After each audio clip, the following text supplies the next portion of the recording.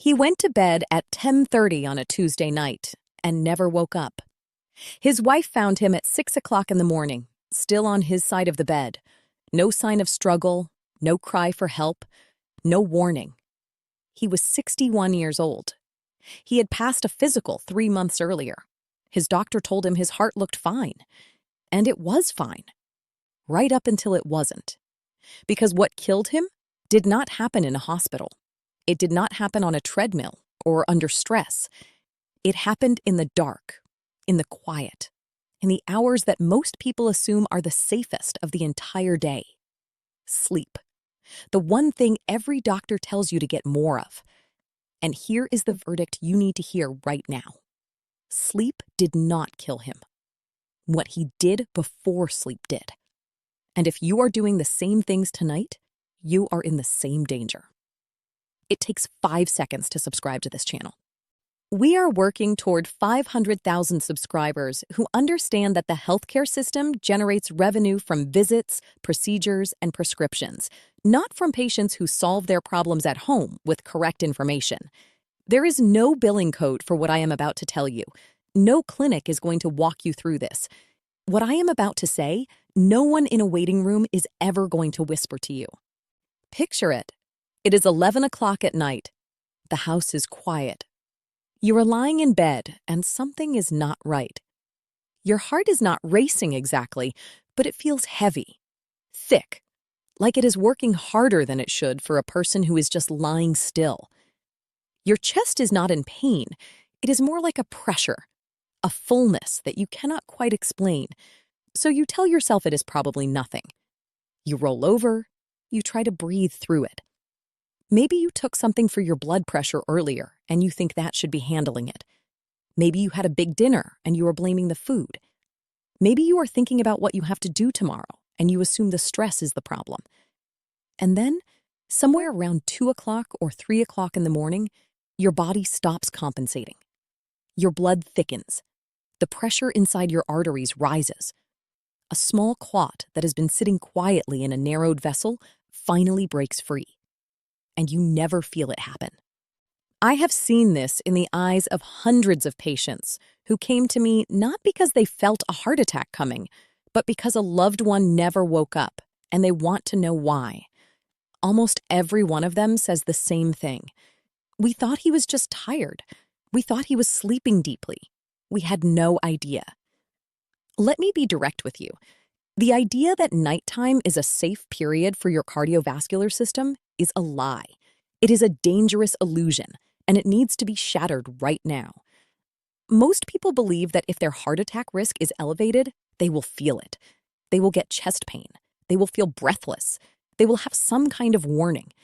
So they take their one blood pressure pill in the morning, they do their walk, they cut down on red meat, and they believe that is enough. They go to bed thinking the hard work is done for the day. And then they engage in a cluster of habits, completely ordinary habits, habits that feel harmless and even healthy, that collectively create a cardiovascular window of lethal vulnerability between 10 o'clock at night and 4 o'clock in the morning. They were fighting the symptom, not the cause. The pill manages a number. It does not manage what happens to your vascular system during the physiological shifts of sleep. Your blood pressure is the sensor. It is signaling that something is happening deeper in your physiology, in your hormonal rhythms, in your blood chemistry, in the tension of your vessel walls. The problem is not the number. The problem is what your nighttime habits are doing to the underlying biology that the number measures. Before we go further, I need to say something as a physician with over 20 years of clinical experience. There are symptoms that should send you straight to a doctor, not to a video. If you are experiencing chest pain that radiates into your left arm, your jaw, or your back, call emergency services immediately. If you have sudden numbness or weakness on one side of your face or body, slurred speech, or a severe headache that you have never felt before, that is a stroke presentation, and every second matters. If you are having palpitations with dizziness and near loss of consciousness, that is not anxiety, and it should not wait until morning. These are emergencies, and I want you to go. If none of those apply to you, You can breathe. You are going to be fine. But the quality of that life is worth protecting. Now, here is where it gets critical, and I need you to pay close attention. Your cardiovascular system does not simply rest at night. It shifts. It transitions through a complex series of hormonal and neurological states that are deeply sensitive to what you did in the 3 hours before you closed your eyes. Understanding that shift is the difference between a night that repairs you and a night that quietly destroys you. Let me start with the one mechanism most people have never heard their doctor explain. I want to be precise about this. When you move from wakefulness into the early stages of sleep, your autonomic nervous system, which is the branch of your nervous system that controls all of your unconscious functions, makes a critical handoff. During the day, your sympathetic nervous system, which is your fight or flight system, holds the primary tension in your blood vessels. As you fall asleep, control is supposed to transfer to your parasympathetic nervous system, which is your rest and repair system. When that transfer happens cleanly, your blood pressure drops by 10 to 20%. This is called nocturnal dipping. It is not optional. It is not a bonus. It is a biological requirement. And research published through the European Heart Journal involving data from over 60,000 patients confirmed that people who fail to achieve this nighttime dip, people whose blood pressure stays elevated or actually rises during sleep, have a dramatically increased risk of stroke, heart attack, and cardiovascular mortality compared to people whose blood pressure dips normally. And the habits you practice in the hours before bed determine whether that dip happens at all. Here is what is happening in your body right now if you are over 50. Your endothelium, which is the single-cell thick lining inside every blood vessel in your body, is under chronic low-grade stress. At 50, 55, 60, that lining has accumulated years of microdamage from inflammation, oxidized lipids, and fluctuating blood pressure. The endothelium is supposed to produce a compound called nitric oxide, which causes the smooth muscle in your vessel walls to relax, widening the vessel and reducing pressure. When the endothelium is damaged or stressed, nitric oxide production drops. Your vessels stay rigid. They lose the ability to dilate appropriately at night. And that rigidity, at the exact moment your blood should be experiencing its lowest pressure of the day, creates a mechanical environment where clots form, plaques crack, and the interior wall of a vessel can be sheared by a pressure spike. Think of an old garden hose that has been in the sun for years. When it was new, you could crank the pressure and it would flex and handle it. Now it is stiff and cracked on the inside. Run high pressure through it at the wrong moment, and something gives way. Your arteries work exactly the same way. And there is a second mechanism running beneath that one. Your blood viscosity, which is the thickness of your blood and how easily it flows through narrow vessels, follows a circadian rhythm. In the early morning hours, typically between 4 a.m. and 8 a.m., your blood reaches its peak viscosity of the day. This is the same window when your body releases a morning surge of cortisol and epinephrine that begins waking your systems up. The combination of thick blood, elevated stress hormones, and an already rigid vascular system explains why 60% of all heart attacks and strokes occur in the first 4 hours after waking. Harvard Medical School researchers identified this pattern decades ago, and it has been replicated in study after study. But here is what almost nobody talks about. What you do the night before determines how thick that blood is when it reaches that dangerous morning window. Dehydration concentrates your red blood cells and platelets. Certain foods consumed at night increase platelet aggregation, which is the tendency of your platelets, the tiny cell fragments responsible for clotting, to clump together.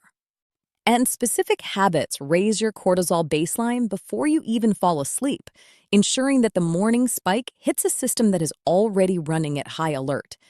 And here is what nobody is telling you. The bedtime habits responsible for most of this damage are not the obvious ones. Nobody is telling you that a single, seemingly harmless nightly routine can block your nocturnal blood pressure dip, thicken your blood by morning, and stack 3 cardiovascular risk factors simultaneously before you ever close your eyes. That is what this video is about. I want to tell you about one of my patients. I will call him Dominic. 63 years old, retired electrician, not someone who complains easily. The kind of man who managed a hip problem for 2 years before anyone convinced him to see a doctor. He came to me after his younger brother had a stroke at 58. Dominic was terrified, which for a man like him means he sat across from my desk and said very quietly, "I need to know if I am next." His blood pressure was borderline, not catastrophic. His cholesterol was managed. His EKG was clean. On paper, he looked like a man in reasonable shape for his age. But I asked him one question that changed the entire conversation. I said, "Dominic, walk me through exactly what you do from dinner to bedtime." And he did. And right then, the picture clicked into place for me. He was eating his largest meal at 8:30 at night because that was when his wife came home from work. He was watching television until midnight with the volume up high, falling asleep in the chair, then moving to the bed. He was drinking 2 large glasses of water before getting in bed because someone had told him hydration was important. And he was taking his blood pressure medication in the morning when his cardiologist prescribed it. Every single one of those things, in combination, was quietly working against him at the most vulnerable hours of his cardiovascular day. I sent him for ambulatory blood pressure monitoring, which is a device that records your blood pressure every 30 minutes over 24 hours, including while you sleep. His daytime blood pressure was 134/84. His nighttime blood pressure was 148/91. He was a reverse dipper. His blood pressure was climbing while he slept. He was quite literally pressurizing his arteries in the dark. But that is only half of what was happening. The second part is what most doctors never check. Late-night eating is one of the most destructive cardiovascular habits a person over 50 can maintain, and it is also one of the most common. Here is the exact physiological reason it causes harm during the night. When you consume a significant meal within 3 hours of sleep, your body redirects blood flow to the digestive system. Your heart rate increases mildly to support that perfusion. Insulin spikes and elevated insulin in the bloodstream at night has been shown in research from Columbia University Medical Center to directly interfere with the suppression of the renin-angiotensin-aldosterone system, which is the hormonal cascade responsible for regulating blood pressure and fluid retention.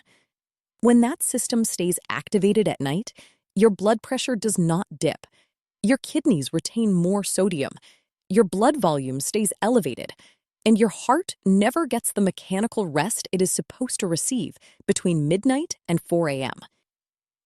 The second enemy sitting in your evening routine is screen exposure, specifically the blue wavelength light emitted by televisions, phones, and tablets within 90 minutes of sleep.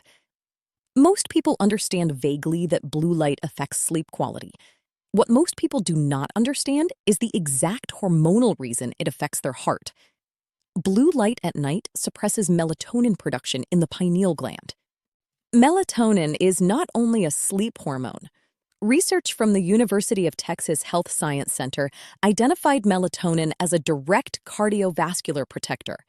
It acts as a free radical scavenger inside the endothelium, the same vascular lining I described earlier, and it supports the nocturnal blood pressure dip by downregulating the sympathetic nervous system. Suppress melatonin artificially every night with a glowing screen, and you suppress one of your body's most important nighttime cardiovascular repair mechanisms. The third habit is one that genuinely surprises people. Alcohol in the evening. Even a single glass of wine or one beer raises your blood pressure during the critical early morning hours.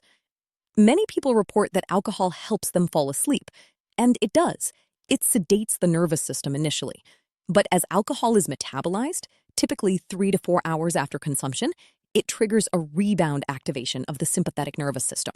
Your heart rate rises. Your blood pressure rises. And this rebound hits precisely during the 2 o'clock to 5 a.m. window, when your blood is at its thickest and your vessels are under the greatest mechanical stress. The Lancet published analysis confirming there is no cardiovascular safe level of alcohol for people with existing hypertension or vascular disease. The glass of wine you pour because you read it was good for your heart is for a person over 50 with any degree of endothelial damage, adding pressure to a system that cannot afford more pressure at 3 o'clock in the morning. Write this down somewhere you will see it. Now, here is where the solution becomes concrete, and I need you to follow this protocol exactly as I describe it. I call this the evening vascular reset. It is 5 parts. It requires no prescription, no equipment, and nothing beyond what you already have access to. Part 1, the dinner deadline. You must finish your last significant meal no later than 3 hours before your intended sleep time. If you go to bed at 11 o'clock, dinner ends by 8 o'clock. If you go to bed at 10 o'clock, dinner ends by 7 o'clock. The physiology does not negotiate on this. The insulin response from a late meal takes approximately 2 to 3 hours to fully resolve, and until it does, your blood pressure regulatory system remains activated.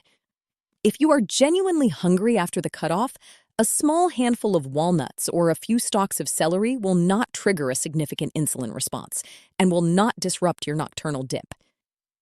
Part 2, the screen blackout. 90 minutes before sleep, all screens go off or go on a warm light night mode. Not dimmed, off, or filtered to amber. This is not comfort advice. This is melatonin preservation, and it is cardiovascular medicine for people over 50. Use those 90 minutes for reading under warm light, gentle stretching, conversation, or something that requires your hands and your attention. That window is the repair window for your vascular system, and you are either protecting it or poisoning it.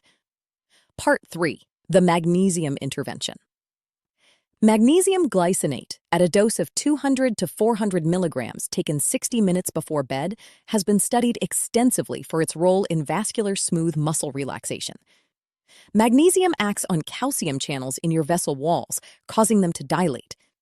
Research from the Journal of Human Hypertension found that magnesium supplementation produced measurable reductions in both systolic and diastolic blood pressure. More importantly for our purposes, it supports the parasympathetic handoff, the nervous system shift I described earlier that allows nocturnal blood pressure dipping to occur. This is not a sedative, it is a vascular tool. Most people over 50 are chronically deficient in magnesium, and they have no idea. Part 4, the hydration protocol. Drink your water earlier in the day. Your goal is to be well hydrated by 6 o'clock in the evening and then taper your fluid intake in the 2 hours before bed. 2 large glasses of water immediately before sleep do not hydrate you. They fill your bladder, force you awake at 1 o'clock or 2 o'clock in the morning, spike your cortisol with each awakening, and fragment the deep sleep stages where your blood pressure should be at its absolute lowest. Front-load your fluids. Let your kidneys do their evening work before you lie down. Part 5, the position and temperature check. Sleep in a slightly cool room between 65 and 68 degrees Fahrenheit. Your core body temperature must drop by approximately 1 to 2 degrees for your deepest sleep stages to engage, and it is during those stages that your growth hormone releases, your cortisol drops, and your blood pressure reaches its lowest point of the day. A warm or hot bedroom keeps your thermoregulatory system activated and prevents the full cascade of nocturnal repair. If you wake up sweating at 3 in the morning, your bedroom is too warm and your heart is paying for it. And if you snore heavily, or if someone has told you that you stop breathing during sleep, please talk to your doctor about a sleep study for obstructive sleep apnea, because untreated apnea creates oxygen crashes at night that spike blood pressure violently and repeatedly for hours. Dominic did exactly that. He shifted dinner to 7:30. He turned the television off at 9:30 and started reading.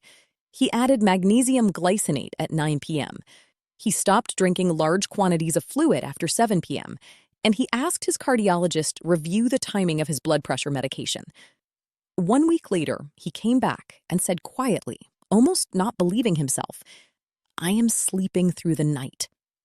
After 1 more month, his ambulatory monitoring showed a full nocturnal dip of 14%. His nighttime blood pressure had normalized. He had gone from a reverse dipper, one of the highest cardiovascular risk profiles in all of blood pressure medicine, to a healthy dipper. The same medication, the same body, An entirely different outcome because of 5 habits he changed before bed.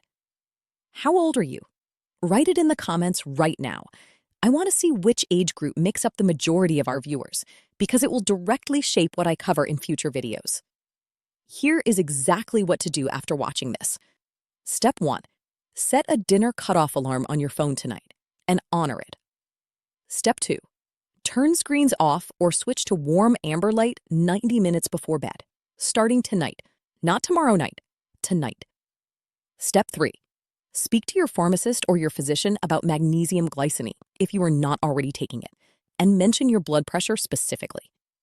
Step 4. Redistribute your fluid intake so that your heaviest hydration happens before 6 o'clock in the evening. Step 5.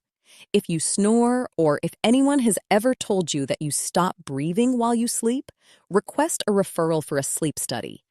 Untreated sleep apnea is one of the leading drivers of treatment-resistant hypertension in people over 50, and it is almost universally underdiagnosed. Your doctor is not going to walk you through this at your next appointment. There is no revenue in it, and there is no time in a 12-minute office visit to explain the nocturnal dipping mechanism, the melatonin-endothelium connection, and the role of late-night insulin in blood pressure regulation. These are not obscure findings. They are in the published literature. They are simply not the conversation that generates a follow-up visit. I am Dr. Candace Miller, and I have spent over 20 years watching what happens when people treat sleep as something that happens automatically without preparation. Most of the time, the damage that accumulates during those dark hours was entirely preventable. The man I described at the beginning of this video did nothing extraordinary to cause what happened to him. He did what millions of people do every single night without a second thought. That is what makes it so dangerous, and that is exactly why I am telling you this now.